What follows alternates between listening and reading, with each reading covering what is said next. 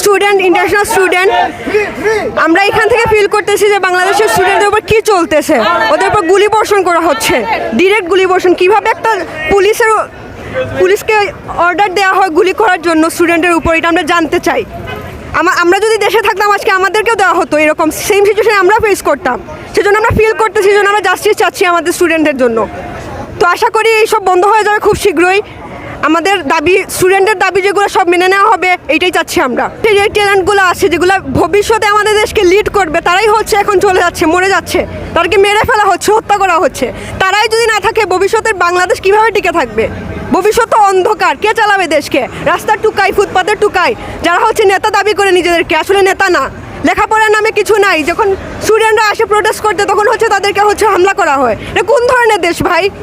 নীতি কোথায়? আমরা তো নীতি চাচ্ছি, নীতি চাচ্ছি।